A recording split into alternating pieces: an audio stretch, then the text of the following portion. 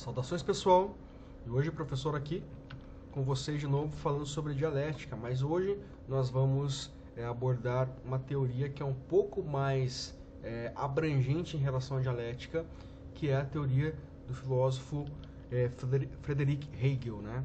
É um filósofo muito importante, muito influente do final do século XVIII, início do século XIX, porque ele vai influenciar o materialismo histórico, que é uma compreensão muito interessante acerca do desenvolvimento da história, tá?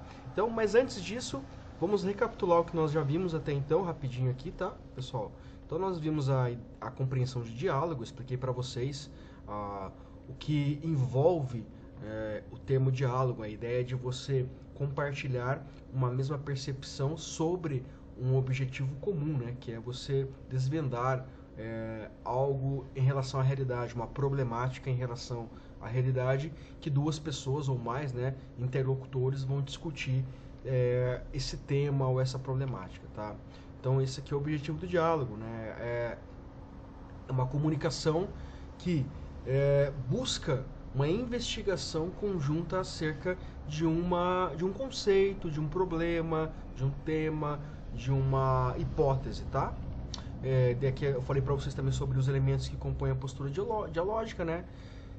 Expliquei para vocês qual é a diferença entre um argumento e uma opinião. Então aqui isso é muito importante, porque um argumento é a construção sistemática e ordenada de ideias, né?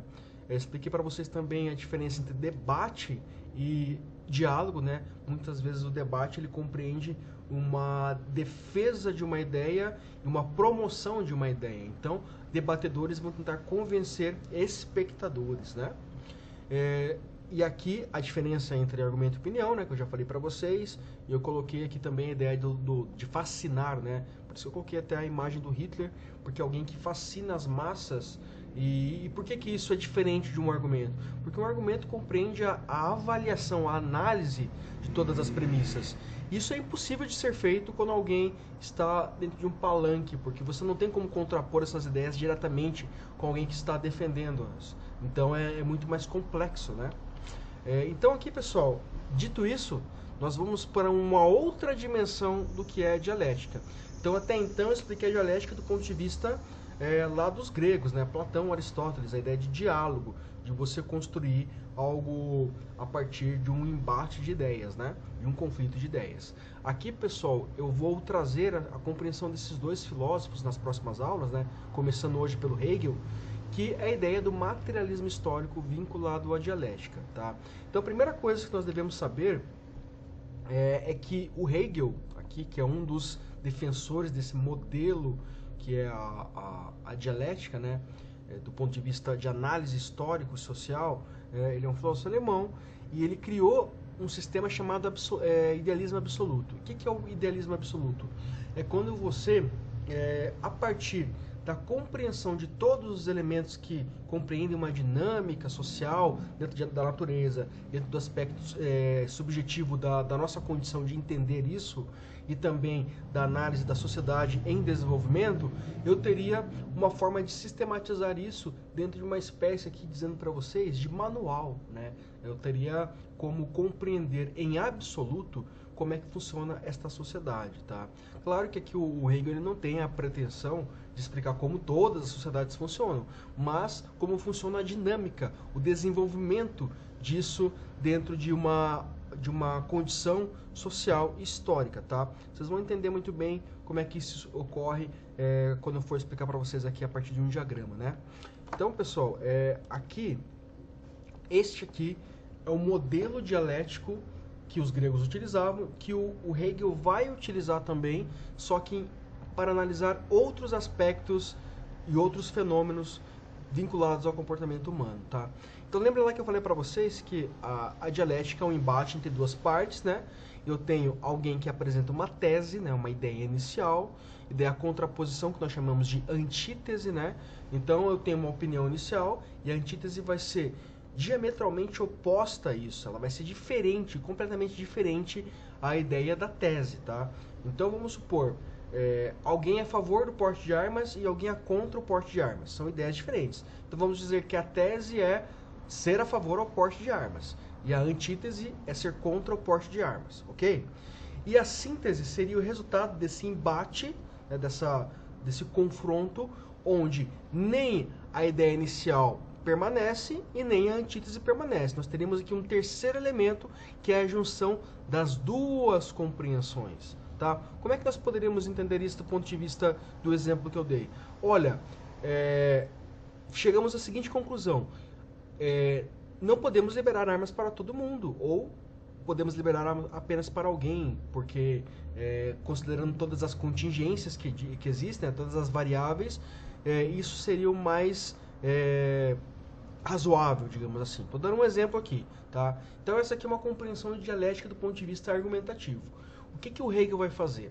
Ele vai entender que as sociedades inteiras elas se modificam a partir daquilo que ele vai chamar de dialética. Então modelos eles vão se modificar a partir da resistência de outros modelos que aparecem. Vou dar um exemplo. Nós tínhamos lá até o final, a segunda metade do século XVIII, o absolutismo monárquico na França, né? Então nós tínhamos lá Luís XVI com aquela monarquia, e as pessoas começam a entender que aquele modelo já não é mais algo sustentável. Tá? Então nós temos ali os movimentos revolucionários que propõem um republicanismo, né? Um outro modelo social. Então a antítese seria esse modelo republicano. E a tese, no caso, seria o absolutismo. Tá? Então o resultado disso não seria nem o absolutismo monárquico e nem o republicanismo. Seria uma monarquia que seria moderada, no caso da Inglaterra. Né? A Inglaterra passou por isso. Quando nós temos lá a República de Cromwell, talvez vocês venham a ter contato com essas teorias lá no futuro, né? Vocês tenham acesso a esse tipo de percepção, né? Que olha, eu tenho aqui uma sociedade que ela era desta forma e agora com a contraposição disso ela se modificou, mas porém nem aquela proposta contrária se concretizou, mas sim uma mudança social que compreende ainda elementos lá do absolutismo com elementos que foram modificados. Tá? Então aqui é como se fosse uma mistura da tese e da antítese. Então o Hegel entende esse desenvolvimento histórico social desta forma, com fraturas. Por quê? Porque nós tendemos a entender a história como se em dado momento, em uma data específica, tudo mudasse. Não é assim que acontece. Acontece de maneira gradativa, com mudanças paulatinas que vão mudar, que vão permitir, né, uma outra sociedade, uma outra forma de entender o mundo, uma outra perspectiva. A ciência também trabalha com essa ideia de dialética a partir do conceito de paradigma. Então você tem uma compreensão de realidade que era utilizada até então, daí vem alguém apresenta uma antítese e depois disso nós temos as duas formas conjuntas em uma síntese, né? Vou dar um exemplo disso. Quando Einstein traz a ideia da relatividade, ele vai se opor à ideia da gravitação universal do Newton? Não, mas a ideia de que o universo ele é linear, digamos assim, tá? Porque a relatividade vai se contrapor a isso. Então a síntese vai trazer tanto a ideia de Newton quanto a ideia de Einstein, formando uma outra física que nós chamamos de física moderna, que vai se desenvolver a partir do século XIX e século XX. Tá? Então a dialética para o Hegel ela vai ser o desenvolvimento de uma sociedade a partir de fraturas, onde nós temos algo consolidado e daí uma reação a este modelo consolidado, tá? Então aqui é muito interessante essa interpretação do Hegel, porque no século XIX, que é o século que viria a seguir das ideias do Hegel, vai trazer ali mudanças sociais a partir da economia. Então eu vou ter modelos como o capitalismo, que vai ter uma reação a este capitalismo, que é o socialismo. E depois, no século XX, nós temos a social-democracia, que é uma junção de compreensões do capitalismo com compreensões do socialismo. Então a síntese seria a social-democracia, entenderam? Então essa análise dialética do Hegel, ela é muito cara aos historiadores, porque ela é perceptível do ponto de vista de todas as mudanças e dinâmicas que acontecem dentro de uma sociedade. Beleza, pessoal? Então aqui, galera, entendendo isso, o Hegel ele apresenta 4 critérios para a dialética histórica, no caso aqui, né? Então, o primeiro deles, tudo existe em um tempo médio, ou seja, tudo é finito e transitório. Então, essa aqui é a primeira condição. Entender que todo e qualquer modelo social ou perspectiva tem um tempo determinado, ele se modifica. É muito fácil nós analisarmos isso olhando para a história. Nenhum tipo de percepção existe desde sempre, né? Ela vai se modificando. Mesmo que ela ainda resista de alguma forma, ela já não é a mesma percepção, ela muda em vários elementos, tá? O segundo critério aqui, tudo é composto de contradições, de opostos.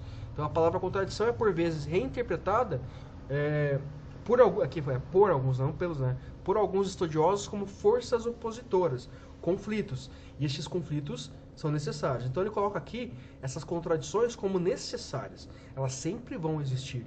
Então, uma lição muito importante das ideias de Hegel é que eu não posso negar o conflito. O conflito faz parte da convivência social. O que eu tenho que fazer é melhorar as condições para estar em conflito. Esse conflito ele vai ser físico, por meio da violência, ou ele vai ser através do diálogo, através das ideias, através de projetos? Então essa é uma ideia uma compreensão muito importante derivada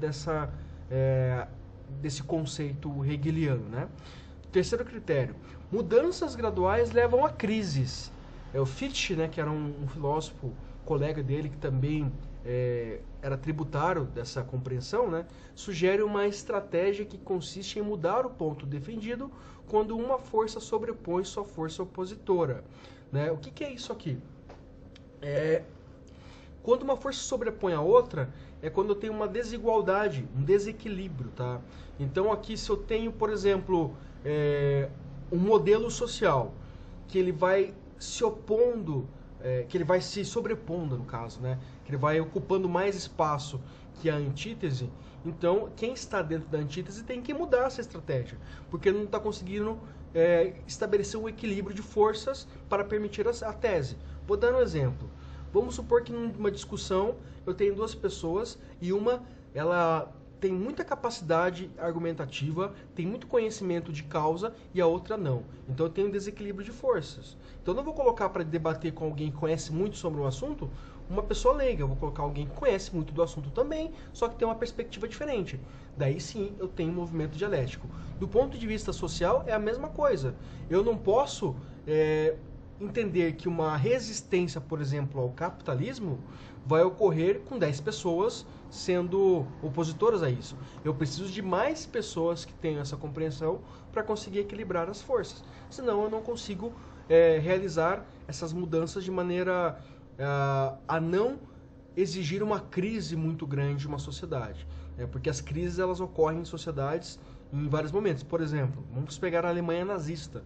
Foi uma crise de um modelo anterior para um modelo que seria implementado posteriormente. Mas para esse modelo ser implementado posteriormente, foi necessário um fenômeno totalitário e ditatorial como o nazismo, tá? Que foi desequilibrado ali no caso. Tá? E o quarto elemento aqui, a mudança ela é uma espiral, é uma sobreposição, e ela não é circular, como as pessoas achavam, né? A ideia de que a história ela é circular e sempre se repete. Não, a história nunca se repete.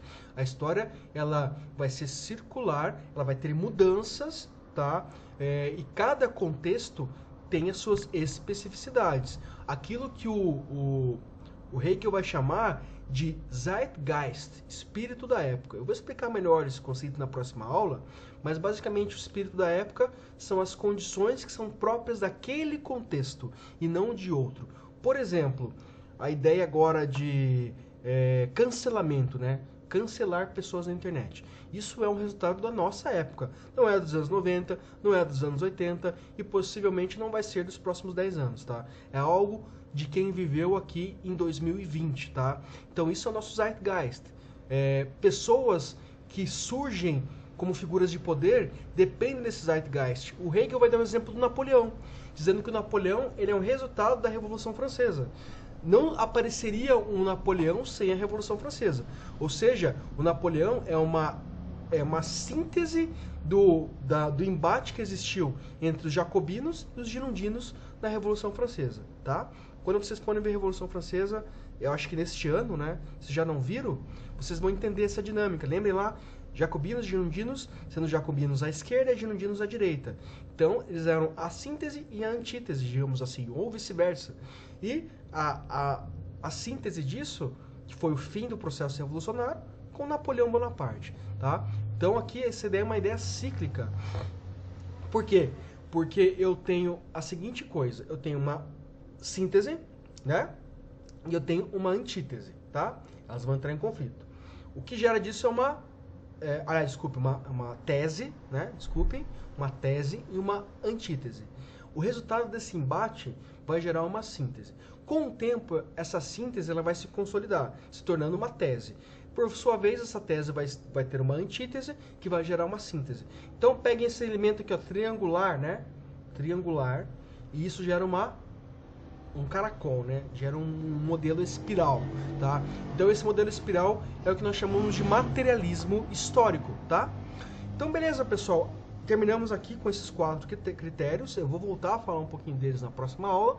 Daí eu vou falar do Zeitgeist e também da ideia de materialismo histórico, daí pela perspectiva do Marx, né? Que vai ser influenciado pelas ideias de Hegel. Beleza, pessoal?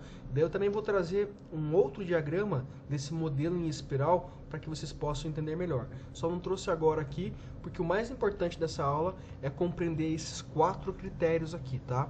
Então, se possível, anotem esses 4 critérios aí para que depois vocês possam estudar com mais propriedade. Beleza, pessoal? Então é isso. Até a próxima aula. Cuidem-se, pessoal. Um abraço.